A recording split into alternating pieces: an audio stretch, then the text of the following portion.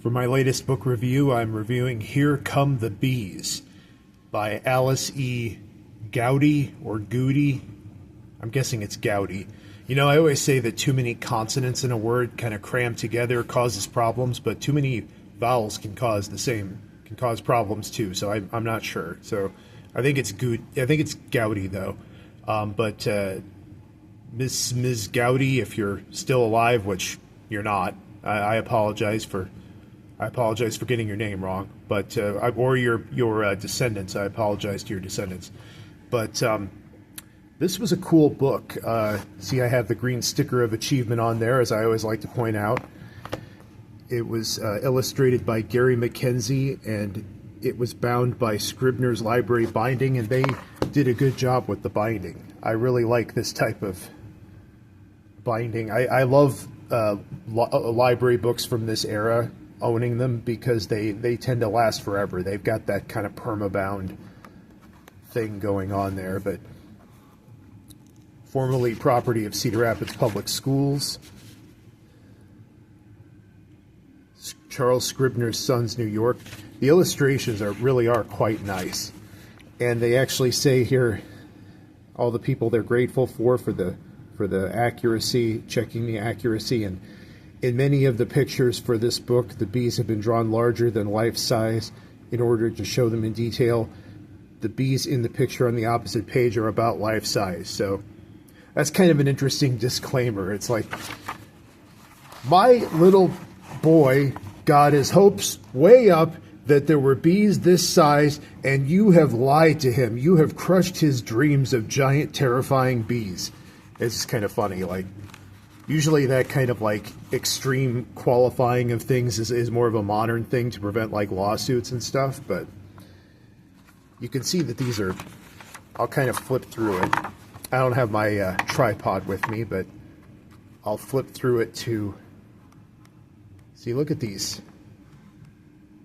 They're minimally colored. They're kind of mostly black and white, but there's color here and there, showing the different parts of the bee, and it makes it much more fun to read. And yes, this is, I guess you could call it a children's book, but it's very informative. I mean, for a layman who just wants to kind of learn the basics about bees, it's as good as anything. And the information, I'm sure, is still perfectly accurate. It was published in 1960. I doubt that any of the information has changed significantly. Bees actually have been well understood since, I think, the 18th century, because if you lived in the 18th century, that was the Enlightenment era. And if you were a person of means, you were expected to be educated. And one of the things you did was go out and be a naturalist and observe creatures and plants and things like that. That was really big back then.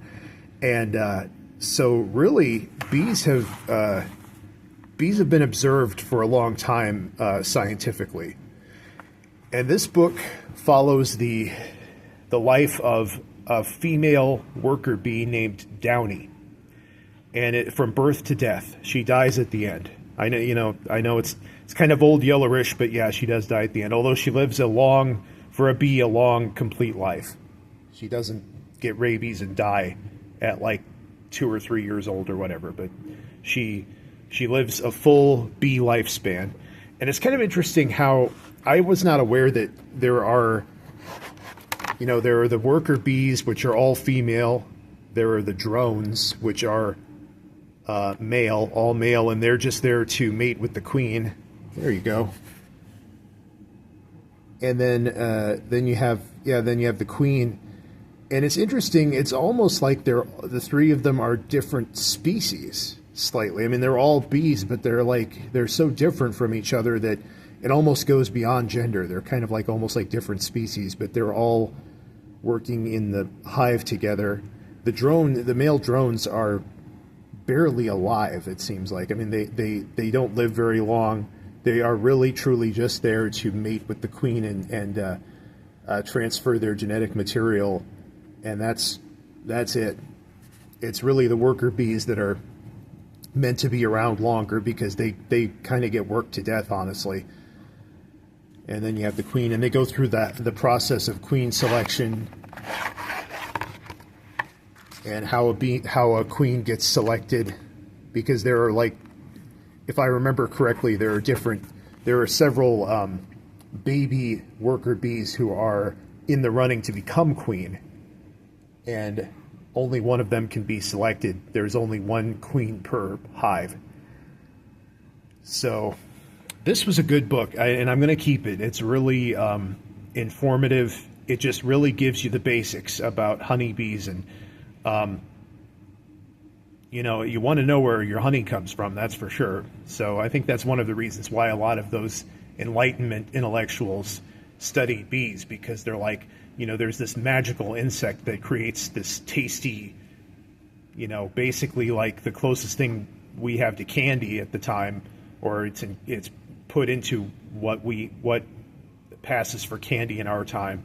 It's one of the sweetest, tastiest things we can taste in the 18th century, so we want to understand how these little things work. But and you know, of course, in the modern era, we have colony collapse disorder, which some people say is caused by the cell phone signals.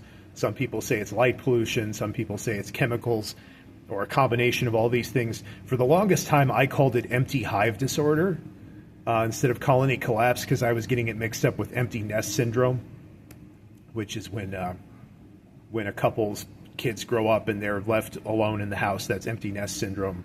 So I called it, for the longest time, I said empty hive syndrome, which I think is good of a title, as good of a name for that phenomenon as any. But it's actually officially called colony collapse disorder. And as someone who grew up on a farm, I can definitely attest that insects in general, you don't see as many of them as you used to. You don't see as many butterflies. You don't see as many fireflies. Wouldn't surprise me at all that you don't see as many bees. So I really, you know, protecting nature and the environment is a big thing for me. Like, pretty much all of my pursuits kind of, in one way or another, kind of curve back around to having something to do with nature. So reading this book was very much a pleasure, and I would recommend it if you could find it. And if you can't find it, still learn about bees, because they're fascinating little creatures. So thanks for watching. Like and comment and subscribe to Captain Unusual. We'll catch you in the next video.